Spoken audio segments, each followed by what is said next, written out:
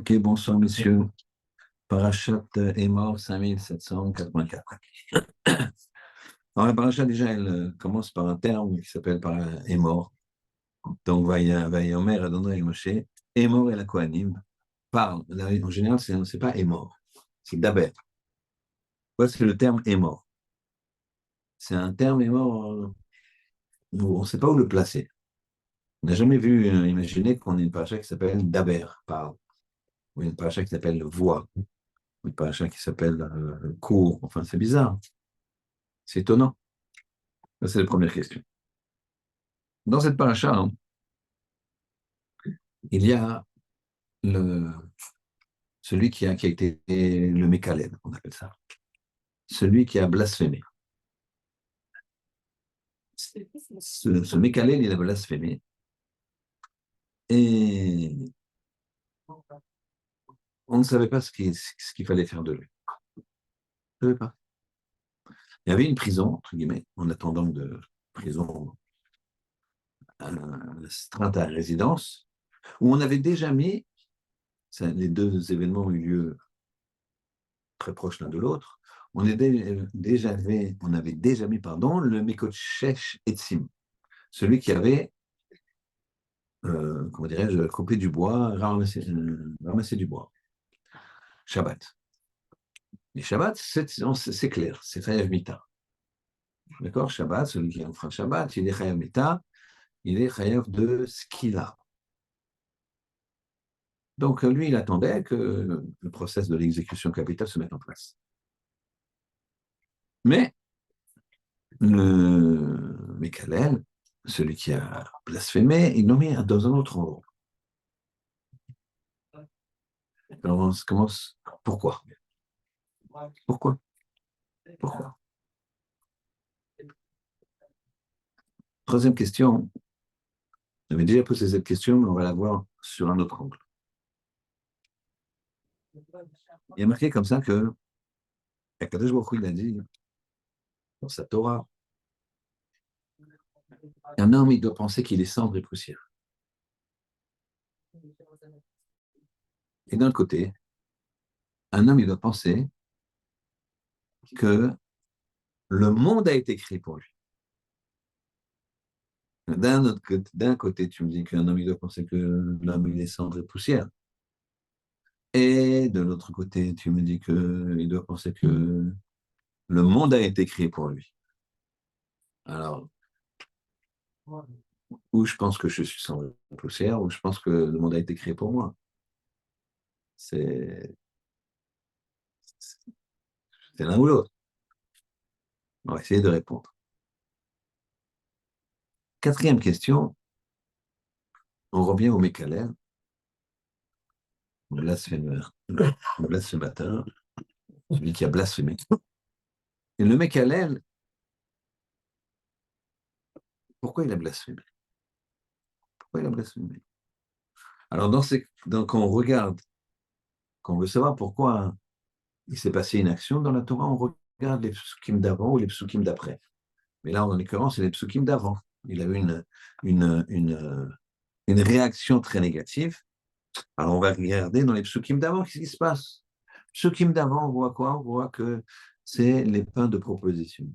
On parle des pains de proposition. Dans le Beth Amikdash, il y avait des pains, d'accord, de proposition, 12 pains, et qu'on mettait dans un endroit qui s'appelait le Echal. Et dans le Echal, il y avait la menorah en or, un petit misbéach en or, et une table comme ça où il y avait 12 places pour des pains de proposition, des chalotes. Voilà ce qu'on a. Quel rapport y a-t-il entre les pains de proposition et le fait que lui, il est blasphémé? Et est-ce qu'il y en a un? Enfin, on va voir dans cette paracha que les Kohanim, ils avaient une différentes missions à faire. Une des missions est très intéressante, mais en même temps très étonnante. c'est qu'il devait aller devant les portes du Beth Amikdash, devant ou en tout cas face ou de côté, mais en tout cas il devait voir les portes. C'était des chambres, des chambres. Mais ils n'avaient pas d'armes, ni de flèches, ni de rien. Il n'y a pas d'armes dans le Beth Amikdash. Le Beth Amikdash, c'est un endroit de paix, de vie. Ce n'est pas un endroit de mort. Au contraire. C'est qu'il n'y a pas de fer dans le Beth Amikdash. Bien sûr, le couteau de Shrita, ces choses-là, mais il n'y a pas de fer sinon. La constitution, la construction du Beth Amikdash, il n'y avait pas de fer. Alors, ça veut dire quoi, garder les portes?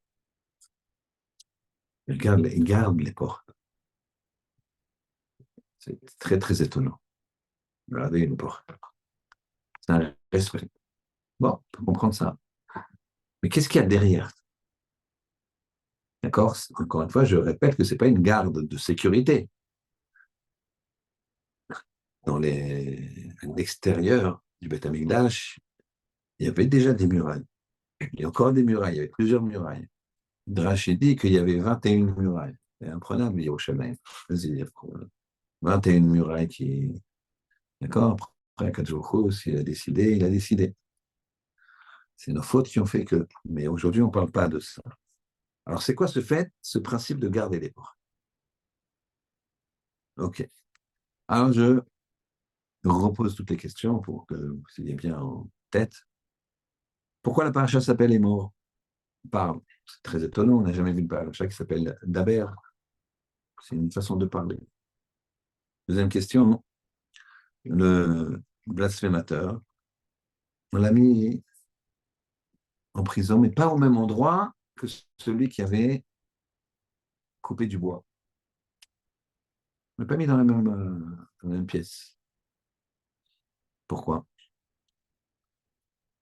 Troisième question, toutes ces questions, on a l'impression qu'elles ne sont pas liées, mais vous voyez que tout est lié, comme d'habitude. D'un côté, on me dit que je ne suis rien. Considère-toi comme rien. De l'autre côté, tu dois considérer que le monde n'est créé que pour toi. Et je dois te dire, le monde n'a été créé que pour moi. Quatrième question, quelle était la faute de celui qui a blasphémé? Enfin, la faute, c'est qu'il a blasphémé, mais qu'est-ce qui a entraîné le fait qu'il blasphème? On regarde, on voit les plein de propositions. Bon, on ne comprend pas bien. Et ensuite, garder les portes. Les Kohanim, garder les portes, ça consiste en quoi? Je ne comprends pas. C'est juste un kavod. Bon, je peux me contenter de cette. Un kavod, c'est l'ordre qu'on donne aux Kohanim dans le Beth Amikdash. Alors, on va commencer par répondre une à une, et puis après, on va faire le lien. Première question, pourquoi la paracha s'appelle les morts? Il faut savoir qu'il y a plusieurs façons de parler. Il y a la façon de parler qui est une façon de parler douce. Il y a une façon de parler qui est une façon de parler dure. Pas agressive, hein, mais sévère, impératif. Eh bien, la façon de parler dure, c'est daber. Daber, mais en plus, quand vous dites le mot daber, ça claque un peu. Parce que le dalet, la langue, elle est dans le palais. Donc ça peut claquer. Daber, vaï daber. Et mort, c'est est mort. Tu veux crier, tu es obligé d'élever la voix. Parce que est mort, c'est juste les lèvres. C'est des lettres inguinales. Svativ, ça s'appelle. Svatay tiftar. Est mort. Eh bien, Kadosh Baruch Hu, il dit aux Kohanim, vous avez une nature, vous les Kohanim. Une nature très. La nature des Kohanim, elle est très dure. Les Kohanim, souvent, ils sont costauds, ils construisent des choses, et ils sont nerveux. C'est nature, c'est dans leur gène. Alors on lui dit, on dit à Aaron à Cohen, on dit à nos enfants, on dit à Aaron, est mort, parle-leur doucement. Il faut leur apprendre à parler doucement. Dans la vie, on a une nature, il faut contrôler sa nature. Sinon, le message, il passe pas. Le message passe pas. Si tu ne contrôles pas ta nature, le message passe pas. Donc ça, c'est pour les morts. C'est marqué comme ça dans la Gemara Brachot. La Kadosh Baruch Hu, quand les Béné Israël ont cassé quand ils ont fait le veau d'or, pardon, que Moshe a cassé les Luchot, tout de suite, il a prié Hachem, Moshe, qu'il ne punisse pas le peuple. Et Hachem lui a dit, reste là et attends-moi, attends, genre je suis en colère, attends. L'Agma, il dit là-bas, ça nous apprend qu'au moment de la colère d'un homme, tu ne dois pas essayer de le calmer. Vous verrez par expérience, quelqu'un qui s'énerve, deux personnes s'énervent, ouais, mais pourquoi tu m'as fait ça là? Calmez-vous, calmez-vous, c'est pas si grave ce qu'il t'a fait. Quoi, c'est pas si grave? Et, coupe sec, c'est parler. Écoute, viens, on prend un truc. Ouais, là, viens, on prend un truc. T'as raison, viens, prends par l'épaule, t'as raison, il n'y a rien à dire. Dis-lui ça. Il dit, ah, j'ai raison. Oui, mais c'est pas la peine de crier comme ça dans le synagogue. Hein. Tu me prends. Viens, on filme toi. Tac. Puis après, quand il est calmé, je lui dis, tu peux lui dire, bon, écoute, pas si grave, t'as pas si raison que ça, mais il s'est calmé. Donc si tu dis, mais non, c'est pas évident, ah, t'es quoi, t'es avec lui? Ça a des merdes plus belles. Comme un enfant. Un enfant, il tombe et il fait, il voit que personne ne le regarde et il se relève, tout va bien. Si on lui dit, oh, pauvre chéri, alors là, il a surenchéri. C'est pas une réaction. Donc ici, on nous dit au Cohen, ils ont une nature d'être en colère. Alors justement, est mort. Parlez doucement. Parlez doucement. C'est-à-dire qu'en fait, il faut plier sa nature pour pouvoir faire passer le message.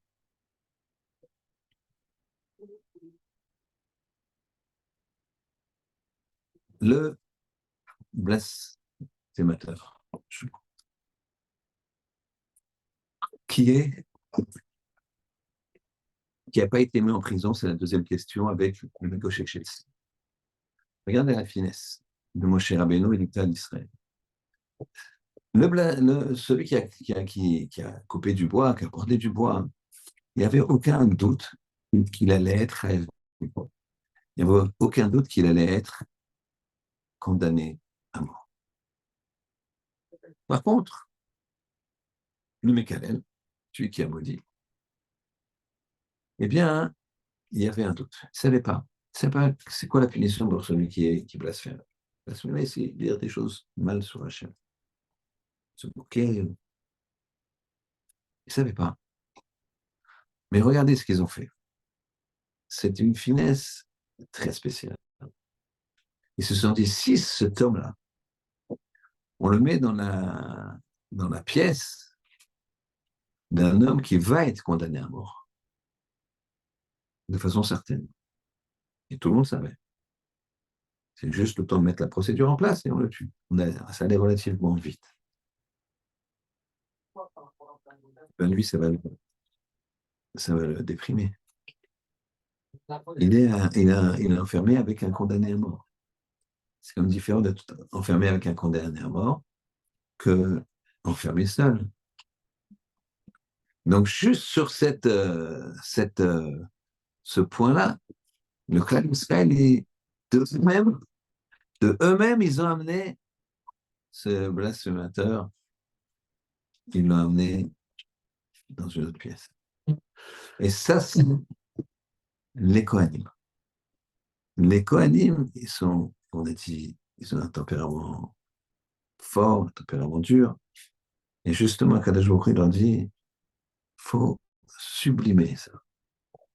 Il faut agrandir. Il faut se travailler sa nature. C'est les deux points communs. C'était qui, lui, le blasphémateur? C'était le fils d'une femme qui s'appelait Shlomit Bat Divri. Shlomit Bat Divri, c'était une femme juive. Elle avait un problème.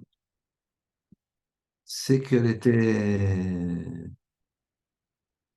trop sympathique avec tout un chacun, même avec les Égyptiens, même avec l'officier égyptien qui venait prendre son mari, quand c'était en Égypte, pour l'amener sur le camp de travail. Shlomit Bat Divri. Shlomit, ça veut dire shalom. Bat Divri, c'est la parole. Elle a rencontré quelqu'un, shalom, ça va? C'est pas ton mari, pourquoi tu parles comme ça? Elle, il n'y avait pas d'arrière-pensée. Shalom, il n'y avait pas d'arrière-pensée. Mais l'Égyptien a pensé que c'était une arrière-pensée. Donc, qu'est-ce qu'il a fait? Il a fait sortir le mari pour aller travailler, et il est revenu.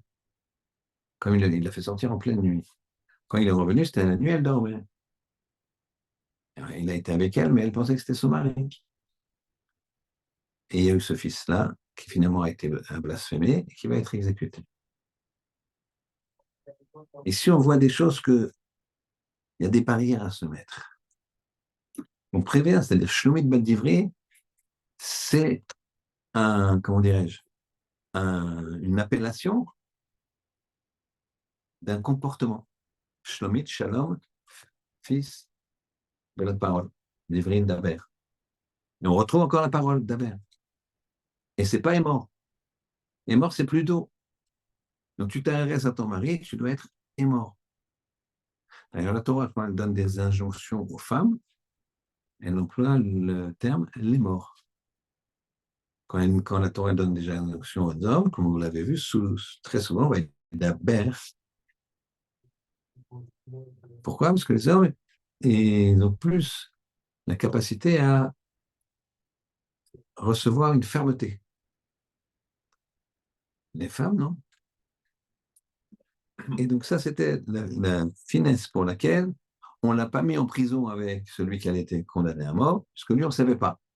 En finalité, il a été, oui, condamné à mort, mais on ne voulait pas que les quelques heures qu'il reste comme ça en attendant son verdict, qu'ils soient angoissés. Et même l'angoisse de quelqu'un qui a blasphémé Hachem, on fait attention. Alors on attaque la réponse à la troisième question. Le monde, il a été créé pour moi, et en même temps, on dit quoi? Moi, je suis rien. Je suis que poussière et cendre. Et pourtant, tout le monde a été créé pour moi, le monde entier. Pour ça, on va lire dans les mots, vous en faites pas, c'est quelques lignes, mais ça vaut le coup que vous imprégniez de ce langage extraordinaire d'un maître qui s'appelle Ramchal, Rabbi Chaim Moshe Luzzatto. Il a écrit un livre qui s'appelle Messilat Yesharim, qui est référence dans l'éthique, le moussard et même introduction à la Kabbalah. Introduction à la Kabbalah, il ne faut pas croire que c'est des formules magiques ou des choses comme ça, c'est que ça apprend à l'homme à se connaître de façon extraordinaire. Donc c'est un livre assez épais, et au départ, il définit ce que c'est le devoir d'un homme dans ce monde. Et il définit pourquoi on est là. Alors regardez, il fait tout un développement, et à un moment, il dit aux gens comme ça, hein, aux lecteurs, il lui dit, moi je vais te donner des évidences, mais des évidences qu'on foule du pied. Si tu demandes à quelqu'un, c'est la Torah la plus importante, je veux dire oui. Le travail, finalement, c'est pas si important. Je veux dire, bah oui, etc. Mais finalement, tu dis, alors maintenant, combien tu travailles de temps et combien tu étudies?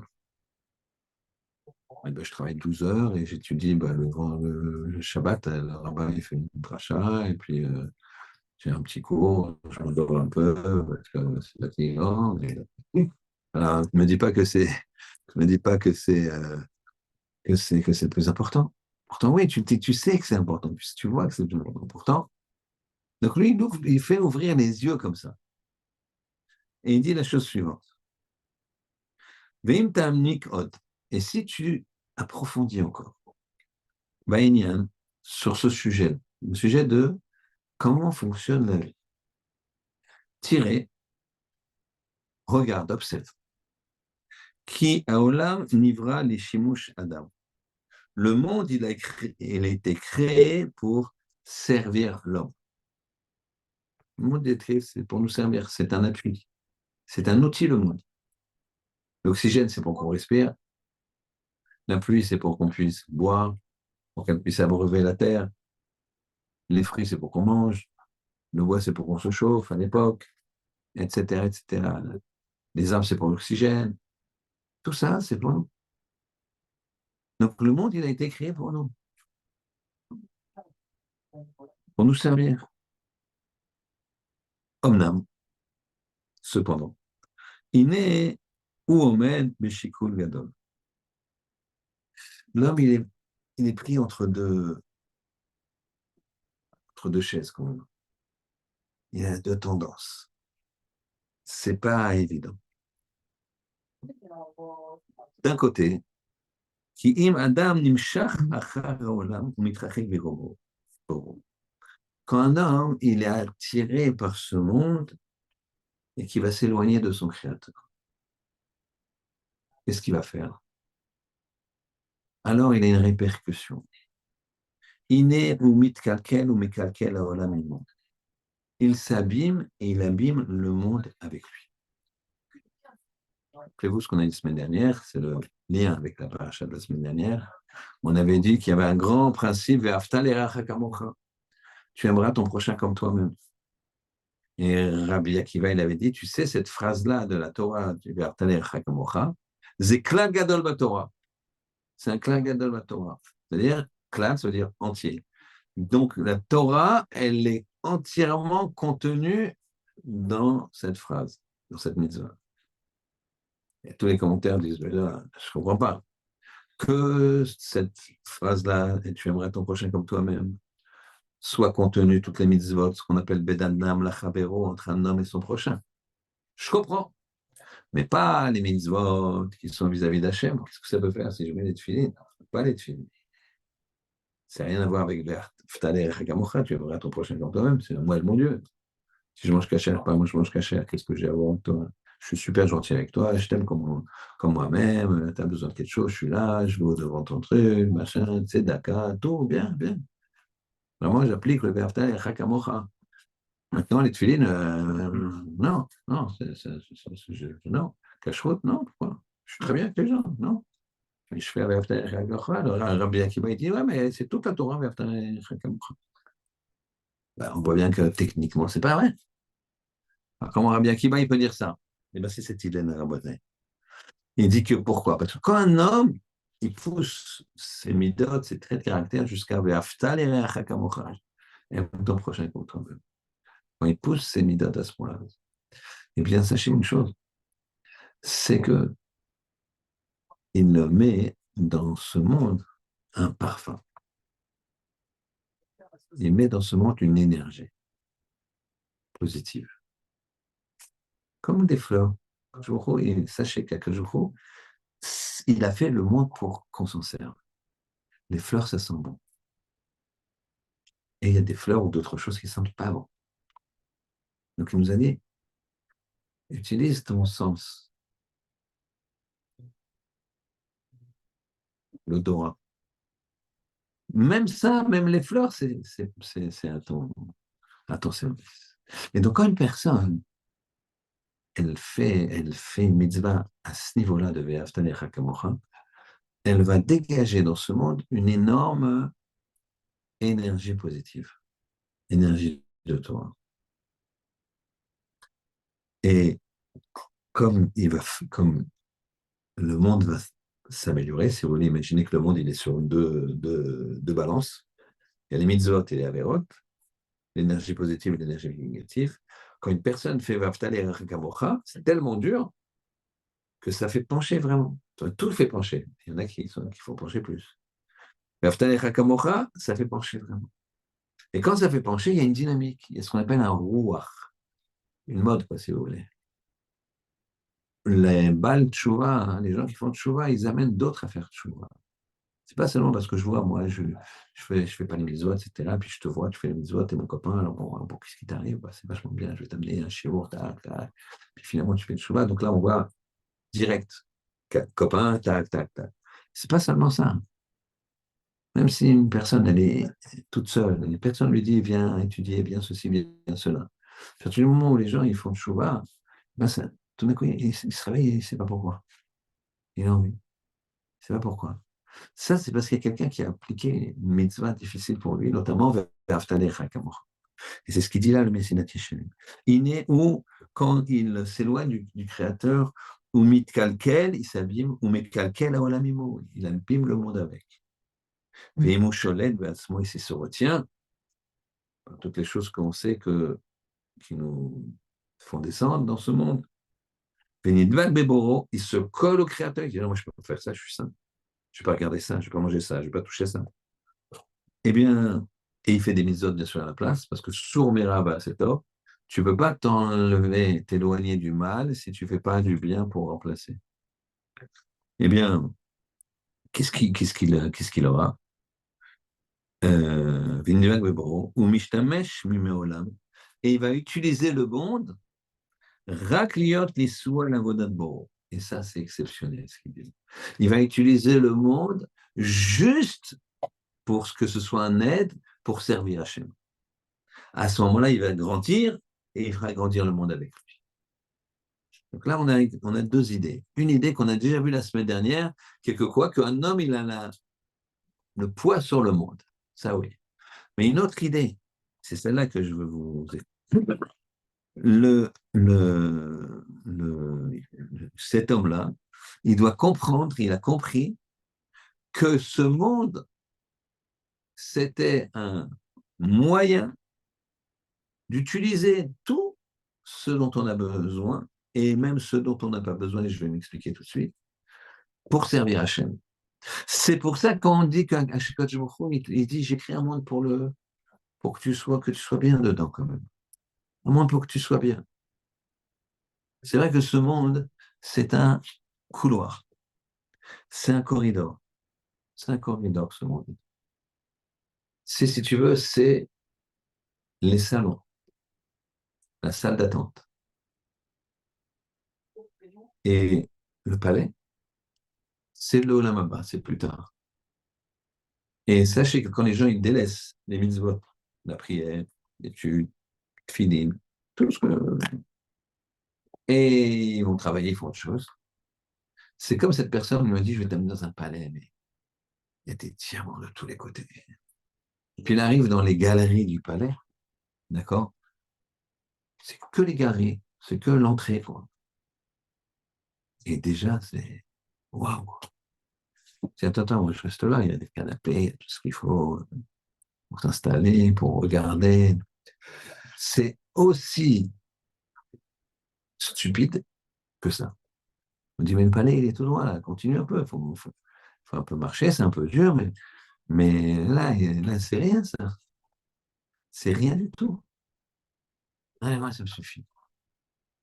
C'est ça que les gens ils font. C'est un corridor pour arriver là. Ah bah. Mais les moyens, c'est dans ce monde. Et dans ce monde, quand on est dans ce monde, il faut savoir qu'on est dans un endroit où c'est comme si on nous disait, hein, je vais dans un jardin et je vois que ce jardin, il est gardé précieusement.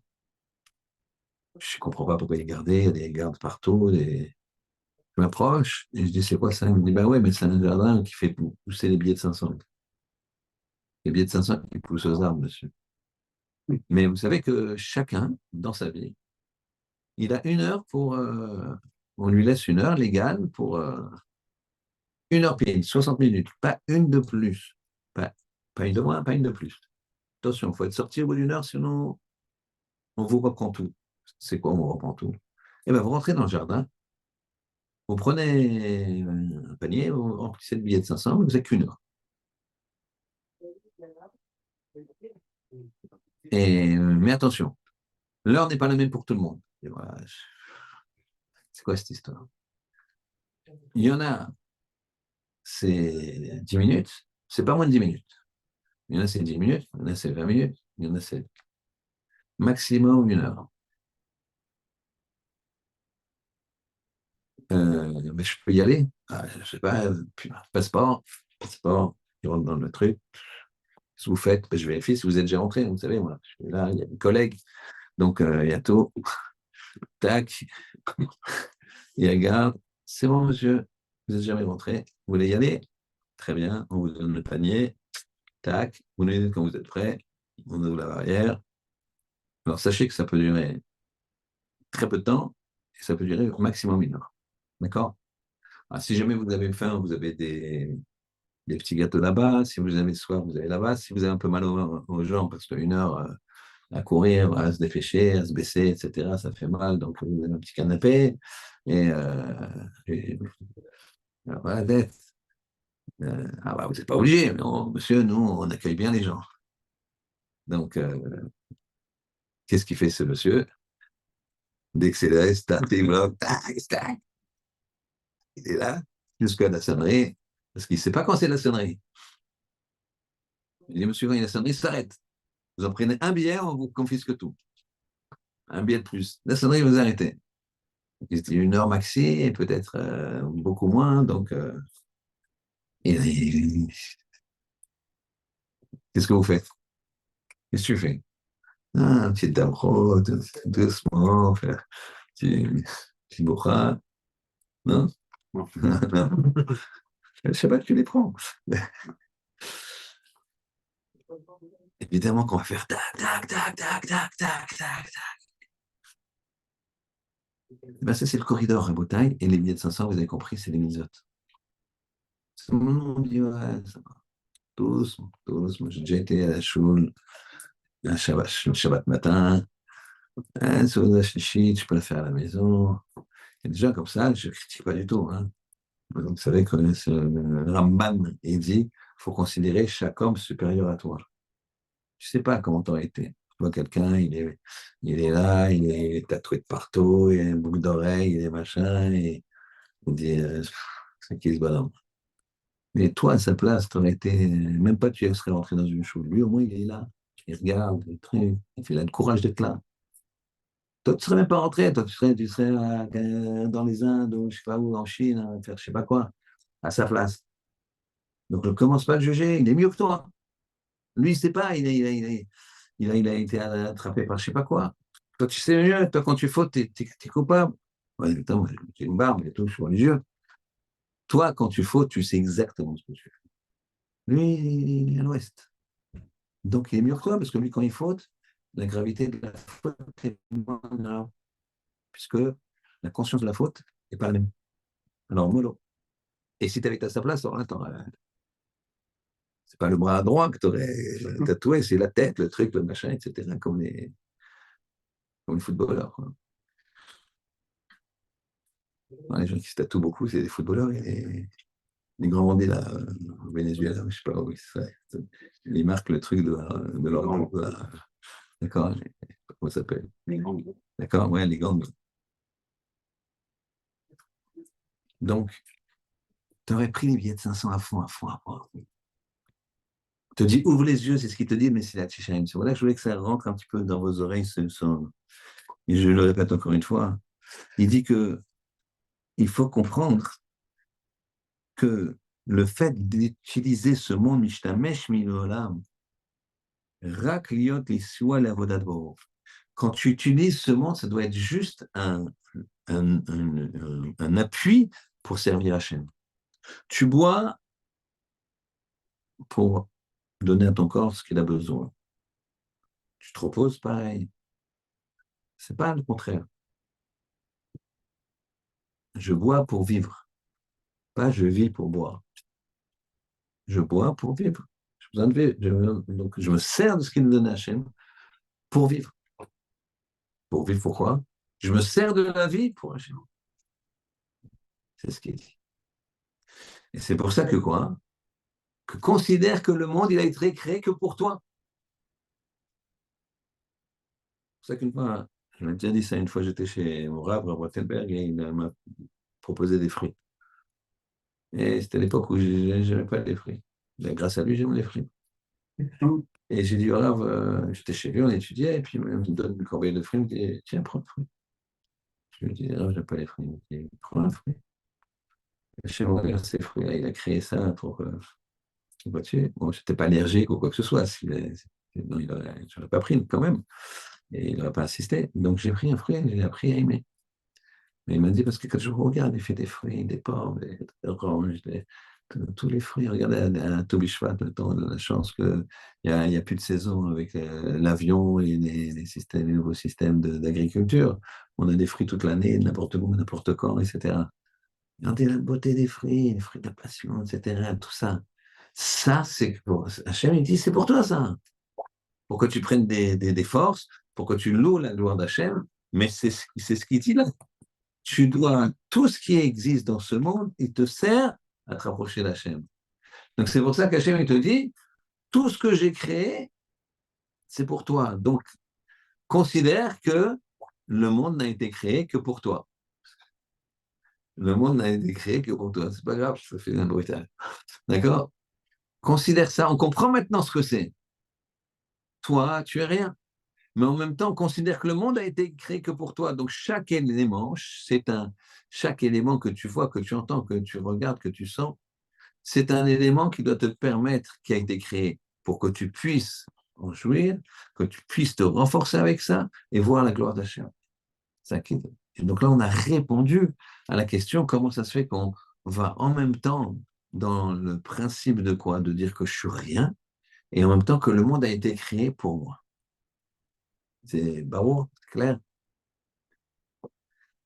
Maintenant, on revient, apparemment sans lien, et on a demandé pourquoi il a blasphémé. On a dit que c'était des pains de proposition qui ont fait qu'il a blasphémé, puisque c'est le sujet juste d'avant. On essaie de comprendre, on ne comprend pas. Et quand on creuse, le Midrash, il dit, et on retrouve, qu'il a blasphémé pourquoi? Parce qu'il a vu les pains de proposition. Il dit, un roi comme ça, tellement grand roi, il a besoin qu'on lui fasse des pains tous les jours, frais. Ça, c'est des pains c'est d'une semaine à l'autre. Comment c'est des pains qui, ça ne se fait pas de laisser pendant 7 jours. D'accord? Nous, quand on mange les restes de la DAF le mardi, on râle, quoi. Maman, qu'est-ce que t'as fait? Bon, les restes de la pkaïla, d'accord. D'accord? Choulen, ce que tu veux, chacun ça. D'accord? Moi, j'ai fait exceptionnel, fait les trois. Donc, et aussi bon les uns que les autres. Mais bref. Et donc, un roi, tu lui mets pas deux fois le même plat, quoi. Ou alors, tu lui changes le plat, tu lui mets frais, tout, qui vient de cuire, chaud. Et donc, ça l'a amené à dire, bon, alors, c'est quoi ça? En fait, il ne comprenait pas. Il ne comprenait pas. Pourquoi on le laisse là? Il a été trop vite en besogne. Pourquoi? Parce qu'il a dit ça le 5e ou le 6e jour. Il a vu qu'on ne changeait pas, et il s'est dit, bon, ben, on ne change pas. Il dit, si, on va changer demain, après-demain. Mais demain, alors ça va faire 7 jours. C'est quoi cette histoire? Il ne comprend pas. Qu'est-ce qu'il fait? Il blasphème. Il dit, voilà, tu ne comprends pas?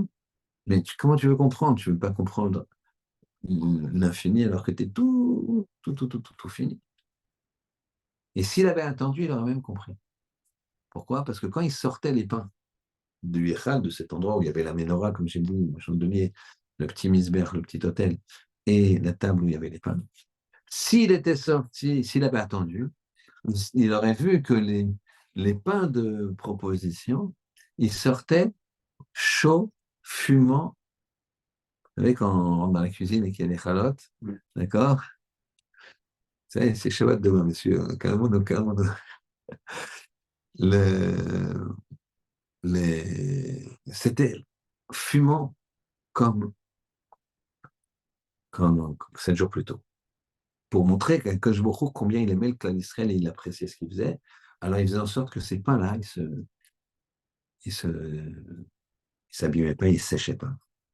S'il avait attendu un petit peu, il aurait compris. C'est ça, Aimant. Aimor parle doucement. Attends, réfléchis. C'est pas Daber. Daber. Non, non, non. J'ai répondu tac au tac. Pourquoi tu as répondu ça?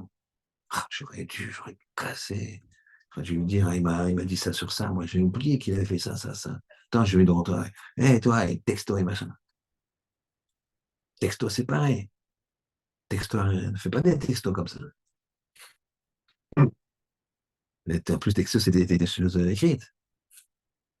J'ai fait un shalom bait. La femme, elle m'a montré, elle me dit, regarde ce qu'il m'écrit.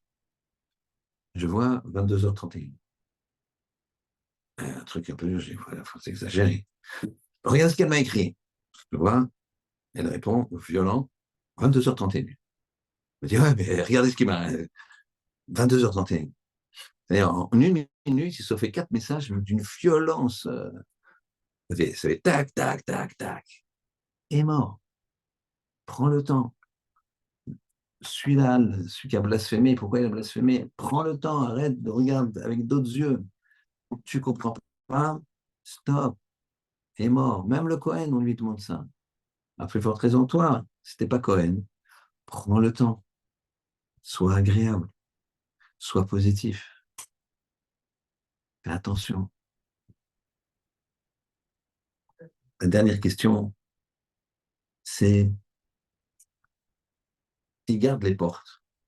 Voilà. Le Cohen, toute la journée, toute la nuit, il est comme ça. Il doit être debout. Il y a des endroits où il ne peut pas s'asseoir. Et il y a des endroits où il peut s'asseoir. Tout dépend de là où il est dans le Beth Amikdash. Et il, il, il garde jusqu'au matin, jusqu'au petit matin. Après, il est remplacé. Maintenant, la nuit, il y avait un mémouné, un préposé, qui allait de porte en porte pour vérifier qu'il ne dorme pas. Et s'il dormait, eh bien, il se faisait, comment il dormait, comme c'était la nuit noire, alors il voyait, parce que quand ils arrivaient avec la torche, le préposé, si le chômeur, le gardien, il ne disait pas le premier Shalom Alecha, la paix sur toi, c'est qu'il dormait. Et des fois, il le trouvait carrément endormi. Donc, qu'est-ce qu'il faisait? Il le frappait avec un bâton. Plus que ça, ils avaient le droit de lui brûler son vêtement Kodesh. C'est-à-dire qu'il lui brûlait. Imaginez qu'on tu parles à la chaux, on te brûle ton talit. Tu as parlé ou tu t'es endormi. Tu t'es endormi à la chaux, on t'arrête, te tape, on prend ton talit, on te brûle.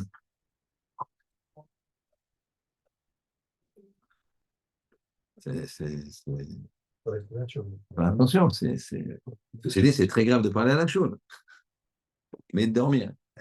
Parler, tu déranges tout le monde, c'est très grave. Mais là, dormir, ça s'appelle un honest. Quand tu t'endors et que tu ne veux pas t'endormir, ça s'appelle un cas de force majeure. Tu es là, tu t'endors. C'est difficile. Il y a la chaux des fois le vendredi, pendant la dracha du Rav. D'accord? C'est chaud, quoi, d'accord? C'est compliqué de ne pas dormir. Même si le Rav, il est bon. D'accord? Ça s'appelle un ONS. T'imagines, à ce moment-là, on te prend, on te tape, on te déshabille, on prend ton petit catin, on le voit. Et tu sais quoi cette histoire? C'est quoi cette violence? Qu'est-ce qui se passe avec les Kohanim qui gardent les portes?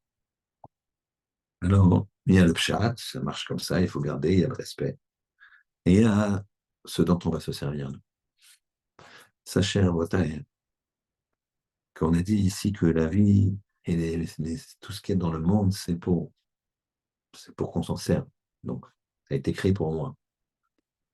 Tu dois t'en servir, savoir comment tu peux te servir de telle et telle chose, de tel et tel événement, de tel et tel sentiment, telle et telle sensation, telle et telle joie, etc., pour servir Hachem, pour l'orienter vers le service divin.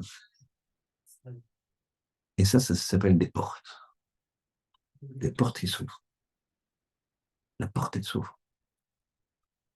Et toi, tu dois être vigilant. Il y a une porte qui s'ouvre, tu ne peux pas t'endormir. C'est une porte. T'as entendu la main? Et t'as tendu la main? Le réboche, a tendu la main. Quelqu'un m'a raconté. Il y a peut-être, je sais pas, 20 ans, 30 ans, c'est pas. Monsieur qui était beaucoup plus vieux que moi, et qui avait 20 ans en 73. C'est un Israélien. Donc, il était caché à une face. Tous les shiurim qu'on fait, c'est pour la libération des otages, la protection des Chayalim, protection de tout le clan d'Israël. Et donc là, il était dans une unité. Et c'est très, très dur, la guerre de Kippour. Il y a eu 3000 morts dans l'île de Shalom. Alors, 3000. Là, on souffre, on souffre, on souffre. Je ne pas le compte, il y a 600, 700. Je ne préfère pas y penser, mais donc, là, 3000. Les attachés que ça s'arrête, qu'il n'y ait plus de sang juif qui coule, plus de sang dans le monde, que ça soit la paix dans le monde. Et voilà qu'il devait donc faire une opération de commando en pleine guerre. Ils étaient 25. Et voilà, il y avait un qui était religieux, qui ne les avait jamais embêtés dans l'unité. Il leur a dit juste, j'ai un petit truc à lire, Tfilat Adher. C'est lui qui me répond. Hein. Il m'a dit, il y en a plein qui ont dit, j'ai pas le temps, là. Et avec lui, on était quatre à l'avoir lu. Donc, c'est 5 personnes qui l'ont lu. Donc, on lu le Tfilat Adher. Ils font leur opération de commando. Très intéressant au niveau militaire, comment ça s'est passé, etc. Mais ça, je pense pas que c'est le sujet. Euh, Mais finalement, ils se font prendre dans un piège et ils sont tirés dessus à la main. On a dit que c'était un cauchemar de Guéhinam.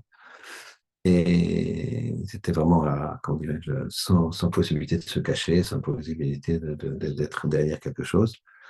Et ils ont eu le temps d'appeler pour que les hélicoptères viennent les sauver, ce qui a été fait, mais après de longues minutes. Et après le bilan de l'opération, ils étaient 25, 20 morts. 5 sans égratignure. Vous imaginez bien que c'est les 5 qui ont fait tuer Nathalie, dont lui. Et lui m'a dit, bon, ça va, je ne fais pas tes choix pour autant. Enfin, il m'a raconté ça 20 ans plus tard, moi, je n'étais pas né. D'accord. Il m'a dit, je n'ai pas fait tes choix pour autant et je ne ferai pas tes choix pour autant. Je lui ai dit, mais sers-toi de ce qui t'arrive, là, c'est un boulevard, quoi.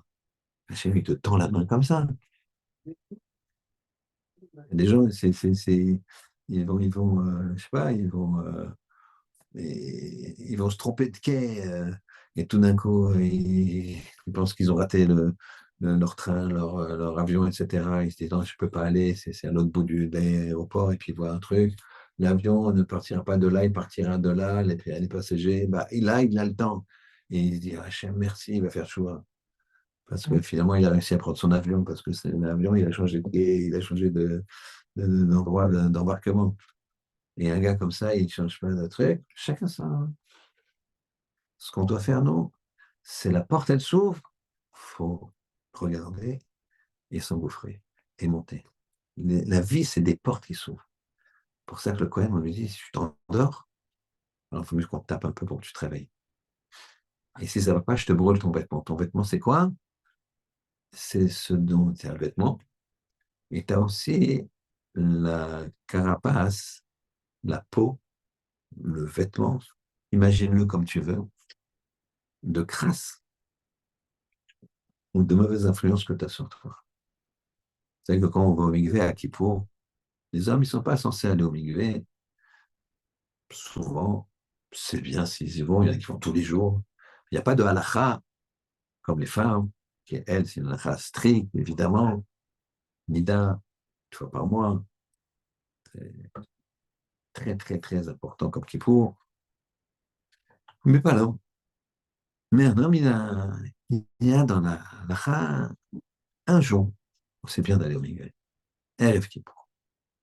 Erev Kippour, c'est bien d'aller au mikvé. Et on va au mikvé et on fait attention, même comme les femmes doivent le faire, qu'il n'y ait pas de khatsitsa, qu'il n'y ait pas on se brosse bien les ongles, pas de petites saletés, attention, ceux qui ont des cheveux longs, d'accord, alors, moi j'ai les cheveux longs d'un certain côté, d'accord, donc tu fais attention qu'ils ne soient pas emmêlés, et ceux qui ont les cheveux longs de l'autre côté, pareil, comme les femmes, elles font ça, D'accord? Elles doivent se démêler pour pas qu'il y ait de nœuds. Donc, c'est le seul. Si on va il y a des gens qui vont au mikvé tous les Erev Shabbat, tu n'as pas besoin de faire aussi strict que ça. Erev Kippour, oui. D'accord? La kavana qu'on a, Erev Kippour, c'est quoi? C'est, on coupe les immersions en 3 tiers. Un tiers, j'enlève mon manteau de crasse. C'est ça, le manteau que quand j'ai regardé l'époque, je me suis endormi. Alors, on t'enlève, on te brûle le manteau. Là, j'enlève mon manteau de crasse. La deuxième, c'est je polis. Pas que j'ai imaginez un manteau noir. Imaginez de la crasse. La crasse, je mets de l'eau, ça s'en va. Mais après, je polis, comme on va dire plutôt comme un mur. Et je frotte bien pour que ce soit bien lisse. Et puis après, je peins en blanc. Je mets mon manteau de blanc et je peux maintenant aller prier comme l'Hydré. D'accord? Eh bien, c'est ça ce qu'on lui brûle. Son vêtement lui brûle, son vêtement de crasse. Pourquoi? Parce qu'il s'est endormi devant une porte, on l'a ouverte. Jamais tu as tendu la main. Il y a toujours une porte ouverte. Les portes, elles s'ouvrent chaque jour. Sauf que nous, on dort. On dort. Telle personne est venue, il t'a proposé d'aller à un chiot, d'étudier, de ceci, de faire la tzedaka, de faire des paquets, des colis de Pessard, je ne sais pas, tout ce que tu veux. Ouais, attends, il y a PSG Marseille quand même. C'est c'est- c'est bon, c'est ça. Et puis après, tu as l'occasion. Après, tu as l'occasion. En conclusion, je vais raconter quelque chose d'extraordinaire. Une histoire vraie, vécue, pas par moi. C'est un jour, un monsieur qui vient, hein, il vient et il frappe en pleine année scolaire, au mois de janvier. Il vient avec un enfant. Il frappe à la porte d'une école et il dit, je peux voir le directeur? Bon, pourquoi pas, hein, pas le patron, c'est pas les présidents des États-Unis. Il dit, écoute, le directeur est occupé, mais quel sujet? J'ai besoin de le voir. Bon, rentrez. Il attend un quart d'heure. Le directeur, bonjour, qu'est-ce que je peux faire pour vous? Il lui dit, voilà, j'ai une lettre du directeur de l'école là, de l'autre ville pour vous demander de prendre mon fils en pleine année, comme ça, au mois de janvier. C'est pas possible. Regardez, je vous donne la lettre. C'est vrai qu'il est marqué comme ça, regardez. Il dit au directeur, voilà, ce garçon est un garçon sans problème. Mais il ne travaille pas, mais il fait pas de problème. Il fait d'un autre côté, dans la classe, il met un petit peu, ça fait bizarre, quoi. Donc, j'avais dealé avec son père, j'avais fait un accord avec son père que je le garde quelques mois, mais après, au milieu de l'année, il faut qu'il la ramène autre part. Alors, je vous demande un service de le prendre, vous en faites pas, vous le mettez au fond de la classe, un papier, un crayon, il fera des dessins, il fera ce qu'il veut, et il ne va pas déranger. Je vous assure qu'il ne dérangera pas. Très poli, très gentil. Bon, directeur, ok, bon, j'accepte. Il y a un garçon, je t'aimais. On va attendre la récré. À la récré, il voit un professeur, son professeur, le professeur de l'école, de sa classe, ce garçon, et il lui dit, voilà. Alors, le professeur appelle, il y a ce garçon-là, il lui explique la situation. Je vais au fond de la classe, il ne dira rien, il fera des dessins, il ne veut pas travailler, c'est pas un rebelle, mais c'est comme ça, il y a un blocage, gentillesse, mais bon, pour l'instant, on ne peut pas le déscolariser. C'est pas grave, on va rendre service, on nous demande ça de faire encore quelques mois, et bon, le père il dit, oui, je vous promets, à la fin de l'année, j'enlève et je vais essayer de retrouver une autre école, tout ça, jusqu'au moment où l'école sera plus obligatoire. J'ai pas le choix. Mais merci beaucoup, monsieur le directeur. Très bien. Bon. Donc, le professeur, il a ses instructions. Puis, au bout de 15 jours, l'enfant, il revient, il dit, papa, en classe, il y avait tel et tel exercice, je n'ai pas bien compris, tu peux m'aider? Oui, bien sûr, il regarde. Puis, il voit que l'enfant, il vient écouter. Puis, il revient, il dit, ah, Et les résultats des interros, 12, la semaine d'après 15. Et c'est quoi ça? Il n'ose pas bouger. Il s'est dit, tous les matins, il fait la même procédure. Il se dit, il y a une magie là, parce que je l'amène à 8h12 et je le pose ici. Je lui ai donné. Tu l'as fait quoi comme sandwich les dernières semaines, ma chère femme? Ah, j'ai mis du thon. Ah, ben voilà, t'as mis du thon et de la harissa. C'est pour ça que. Donc, et il décide d'aller voir le professeur. Et il dit au professeur, monsieur le professeur, j'aimerais savoir ce qui s'est passé avec mon fils. C'est un changement énorme. Non, c'est votre fils, c'est quelqu'un d'extraordinaire. Votre fils, c'est quelqu'un d'extraordinaire. Je ne comprends pas, il n'y a pas de changement, il n'y a rien. Moi, je l'ai toujours connu comme c'est normal. Et il progresse de plus en plus, mais déjà, c'est extraordinaire. Dire, mais dites-moi ce qui s'est passé. Et moi, je vais vous dire ce que j'ai fait. Moi, le directeur de l'école, il est venu, il m'a dit, mettez-le au fond, il va prendre un papier, un crayon, il va. Je me suis dit, cet enfant, il change d'école. C'est une nouvelle porte. Il a frappé à une nouvelle porte. Une nouvelle cœur qui s'ouvre. Donc, il est dans un autre environnement. Personne ne le connaît. Personne ne sait qu'il reste au fond comme ça. Donc, moi, je ne l'ai pas mis au fond. J'ai pris le premier de la classe qui était devant. Je lui parlais, je lui disais, t'es fort, t'es ceci, t'es cela. Il y a un nouveau. Il va être embêté. Parce que quoi? Parce que il est nouveau. Quand on négocie, il y a un nouveau qui arrive, personne ne joue avec lui, etc. Donc, au moins qu'il ait une place devant. Ça ne te dérange pas? Toi, je sais que tu n'as pas besoin d'être devant. D'accord, Moré, d'accord, prof. Monsieur le professeur, il a été là-bas. Et lui, je l'ai mis devant. Et premier cours, il me regardait comme ça, j'ai l'air étonné. Puis à la récré, j'étais le voir, je lui ai dit, alors, t'as compris? Oui, non, il dit, oui, il faut que tu comprennes, c'est bien, attends une seconde, qu'est-ce que t'as pas compris? Et toutes les récré, j'ai commencé à lui réexpliquer les choses. Et j'ai vu qu'il est intelligent. Et il s'est mis à travailler. Puis voilà.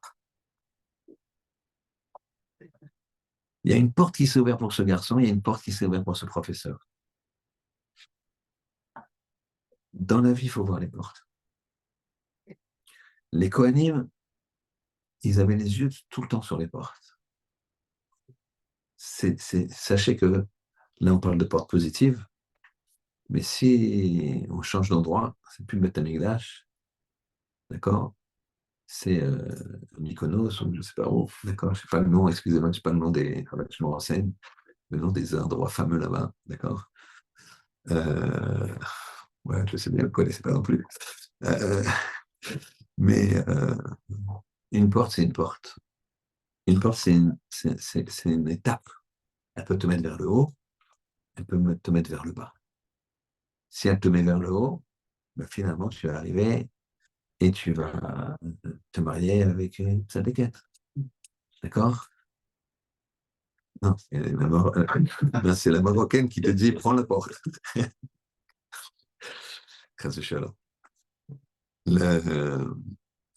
Si tu prends la porte vers le bas, c'est-à-dire que si tu t'endors, alors on t'endort, on te met là où tu veux, parce que tu n'as pas vu la bonne porte. Alors il y a les mauvaises portes.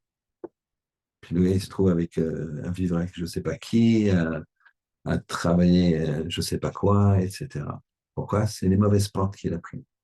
Il s'est endormi devant les bonnes portes. Eh bien, c'est ça. Si tu veux arriver à ouvrir les bonnes portes, il faut aller doucement et mort. Parle doucement, fais des choses doucement, t'énerve pas, sois patient, sois patient.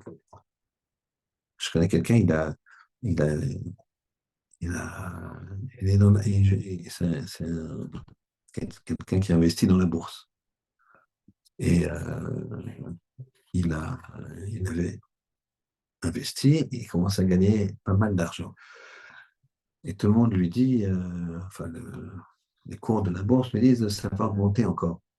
Lui, il a fait ses calculs, il a dit, j'ai déjà très bien. Donc il est sorti. Et ça continue à augmenter.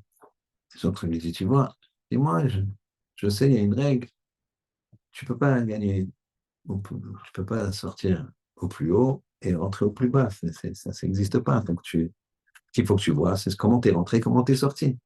Le résultat que tu as. C'est pas autre chose. Les autres, ils ont continué, et puis finalement, ils ont tout perdu. T'as une porte. Faire très attention en Bretagne. La vie, c'est un moyen de servir Hachem. L'argent, c'est un moyen de servir Hachem. Les événements qui nous arrivent, c'est un moyen de servir Hachem. Tout le monde, il a été créé pour moi. Et la clé de ça, c'est est mort. Parle doucement. Même les Kohanim, que ce n'est pas leur tempérament, leur dit non, non, non, tu veux réussir, est mort. Quand tu dis est mort, tu as la sensibilité de ne pas enfermer celui qui blasphème et celui qui va être tué de façon sûre, et celui qui blasphème, j'attends ce que me dit Moshe qui va demander à Hachem qu'est-ce qu'on fait de lui. Je ne les mets pas dedans. Je n'impose pas à celui qui a blasphémé une douleur d'être avec quelqu'un qui va être tué, donc je suis dans le même lot, dans la même barque. Non, non, mets-le à part. Pour l'instant, on ne sait pas. Ça, c'est parce qu'il est mort. On ne veut pas qu'il s'angoisse. On ne veut pas qu'il s'angoisse. Et mort, c'est la capacité de faire quoi? De voir, de ne pas faire la faute de celui qui a blasphémé, de voir que les pains là-bas, pourquoi Hachem, il n'a pas besoin de pain tous les jours? Ça sèche le pain, c'est pas bon. Attends. Et mort, c'est patient, attends. Tu aurais attendu 7 jours, tu aurais vu qu'il sort tout chaud comme s'ils venaient d'être cuits. C'est ça le principe en bataille. Souvent dans la vie, on ne fait pas attention aux portes qui s'ouvrent, on s'énerve, on est impatient. Et la paracha d'ici, elle nous dit, est mort, parle doucement, respecte, n'oublie pas quand même que tu es dans ce monde pendant 1 heure. Tu es dans le jardin, tu as un passeport, tu as un seul mois d'entrée. Il faut prendre le maximum de billets de 500. Vous avez compris, vous savez bien que le billet de 500, c'est les mitzvot. Si on savait ça, eh bien, on courrait après les mitzvot. Tu vas à la choule demain? Je sais pas, parce que je suis fatigué, déjà j'étais au chiro, ça va, c'est mignon. De toute façon, je l'aimais les filles, hein, t'en fais pas, je te promets, je l'aimais. Si tu as conscience que c'est des billets de 500, tu ne vas pas dire ça. Dans le jardin là-bas, tu ne vas pas t'asseoir. Bon, il y a les billets de 500 à prendre. Attends, je me fais un petit kiff, un petit thé, une petite nana. Ça va. Bon, ça fait une demi-heure que je suis par terre en train de ramasser. C'est bon, ça suffit. Tu fais pas ça. Ben, la vie, c'est ça, Wataï. C'est pas quand il commence, c'est pas quand il s'arrête. C'est indépendant de nous, et l'un et l'autre. Et nous, on est là, on ne sait pas quand ça s'arrête. Donc, il faut attraper les mitzvot le plus possible. Bezrat Hashem, Shabbat Shalom.